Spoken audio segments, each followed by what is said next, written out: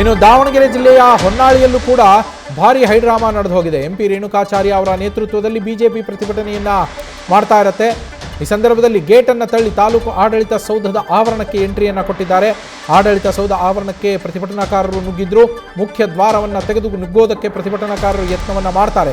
ಆ ಸಂದರ್ಭದಲ್ಲಿ ಪೊಲೀಸರು ಹಾಗೆ ಪ್ರತಿಭಟನಾಕಾರರ ನಡುವೆ ತೀವ್ರ ತಳ್ಳಾಟ, ನೂಕಾಟ ಕೂಡ ಸಂಭವಿಸಿದೆ. ಪ್ರತಿಭಟನಾ ನಿರತರನ್ನ ಕೂಡಲೇ ಪೊಲೀಸರು ವಶಕ್ಕೆ ಪಡೆದಿದ್ದಾರೆ. ತಾಲೂಕು ಭವನ, ತಾಲೂಕು ಆಡಳಿತ ಸೌಧ ಏನಿದೆ, ಆ ಆಡಳಿತ ಸೌಧಕ್ಕೆ ನುಗ್ಗೋದಕ್ಕೆ ದಾವಣಗೆರೆ ಜಿಲ್ಲೆ ಹೊನ್ನಾಳಿಯಲ್ಲಿ ಕಾರ್ಯಕರ್ತರು ಪ್ರಯತ್ನಿಸಿರುವಂಥದ್ದು. ಬಿಜೆಪಿಯ ಕಾರ್ಯಕರ್ತರು ಎಂಪಿ ರೇಣುಕಾಚಾರ್ಯ ಅವರ ನೇತೃತ್ವದಲ್ಲಿ ಪ್ರತಿಭಟನೆ ನಡೀತಾ ಇರುತ್ತೆ. ಈ ಸಂದರ್ಭದಲ್ಲಿ ನೋಡಿ ದೃಶ್ಯಗಳನ್ನು ಗಮನಿಸ್ತಾ ಇದ್ದೀರಾ. ಪ್ರತಿಭಟನೆಗೆ ಹೋಗ್ತಾ ಇರುವಂತಹ ದೃಶ್ಯ ಇದು. ಪ್ರತಿಭಟನಾ ಮೆರವಣಿಗೆ, ಬಿಜೆಪಿಯಿಂದ ಬೃಹತ್ ಪ್ರತಿಭಟನಾ ಮೆರವಣಿಗೆ ನಡೀತಾ ಇರುವಂಥದ್ದು. ಈ ಪ್ರತಿಭಟನಾ ಮೆರವಣಿಗೆ ತಾಲೂಕು ಆಡಳಿತ ಸೌಧಕ್ಕೆ ಹೋದಾಗ ಗೇಟನ್ನು ತಳ್ಳಿ ಒಳಗೆ ಹೋಗಿ ಮುಖ್ಯ ದ್ವಾರವನ್ನು ನುಗ್ಗೋದಕ್ಕೆ ಹೋಗ್ತಾರೆ ತಳ್ಳಿ. ಆ ಸಂದರ್ಭದಲ್ಲಿ ಪೊಲೀಸರ ಮಧ್ಯಪ್ರವೇಶದಿಂದ ತಳ್ಳಾಟ, ನೂಕಾಟ ಆಗಿದೆ. ಕಡೆಗೆ ಬಿಜೆಪಿ ಕಾರ್ಯಕರ್ತರನ್ನು ಪೊಲೀಸರು ವಶಕ್ಕೆ ಪಡೆದಿದ್ದಾರೆ.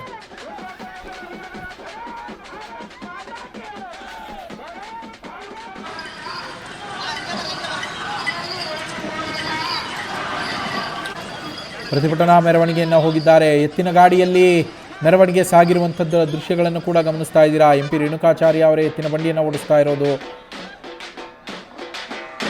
ಸ್ವಲ್ಪ ಭಿನ್ನವಾಗಿ ಆದರೆ ಬೃಹತ್ ಪ್ರತಿಭಟನೆಯನ್ನು ಬಿಜೆಪಿ ನಾಯಕರು ಅಲ್ಲಿ ಮಾಡಿದ್ದಾರೆ ಹೊನ್ನಾಳಿಯಲ್ಲಿ.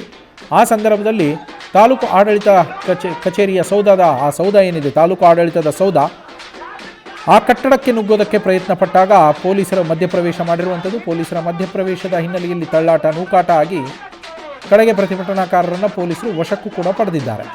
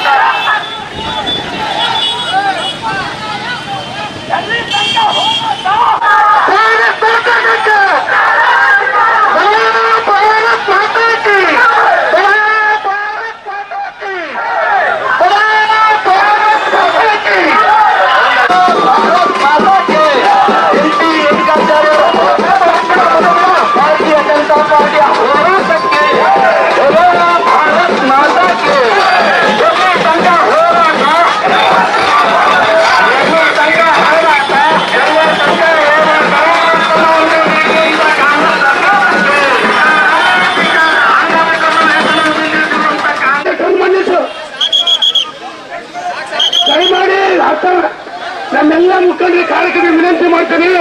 ಸಮಯ ಬಹಳಷ್ಟಾಗಿದೆ.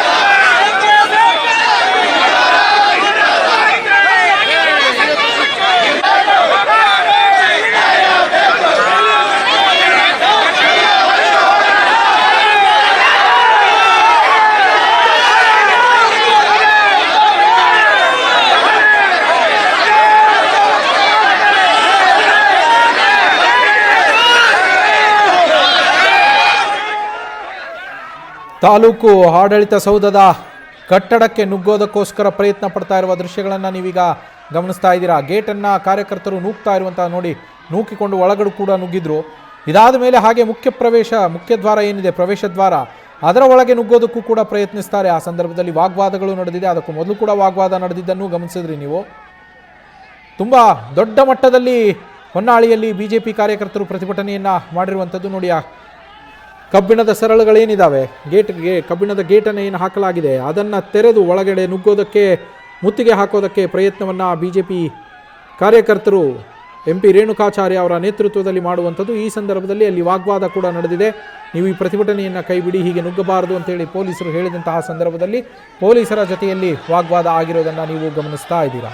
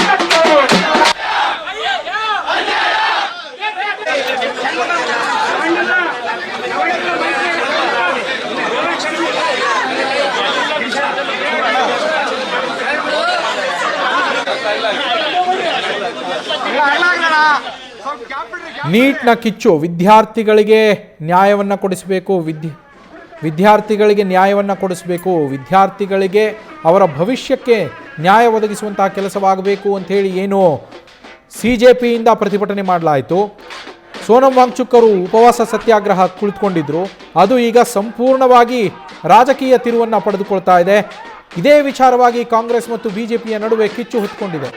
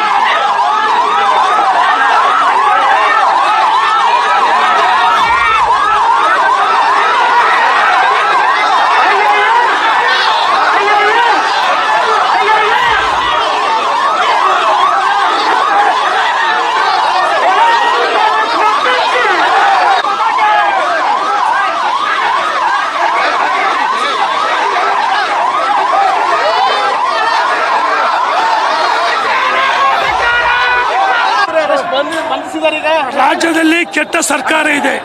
ಇವರು ಜನಧನ ಮಂತ್ರ ಡೆಲ್ಲಿಲಿ ಹೋರಾಟ ಮಾಡ್ತಾರೆ. ಕರ್ನಾಟಕ ಜನ ನಿಮ್ಗೆ ಓಟ್ ಹಾಕ್ಯಾರೆ, ನಾಚಿಕೆ ಆಗಬೇಕು ಕೆಟ್ಟ ಸರ್ಕಾರಕ್ಕೆ. ಇವತ್ತು ರಾಜ್ಯದಲ್ಲಿ ಭೀಕರ ಬರಗಾಲ ಇದೆ. ಹೊನ್ನಾಳಿ ನೇಮಕ ಅವಳಿ ತಾಲೂಕು ಜೊತೆಗೆ ಎಲ್ಲ ತಾಲೂಕನ್ನ ಬರಗಾಲ ಘೋಷಣೆ ಮಾಡಬೇಕು. ರೈತರ ಸಾಲ ಮನ್ನಾ ಮಾಡಬೇಕು. ನಮ್ಮ ಯೋಜನೆ ಕೆರೆ ತುಂಬಿಸ್ತಕ್ಕಂಥ ಯೋಜನೆ ಮಾಡಬೇಕು. ರಾಜ್ಯದಲ್ಲಿ 18-20 ಲಕ್ಷ ಜನ ಬಡವರಿಗೆ, ವಯಸ್ಸಾದವರಿಗೆ, ಸಂಬಳಿಸ ಅಂಗವಿಕಲರಿಗೆ, ವಿಧವೆಯರಿಗೆ ತಕ್ಷಣ ಬಿಡಬೇಕು. ಗೃಹಲಕ್ಷ್ಮಿ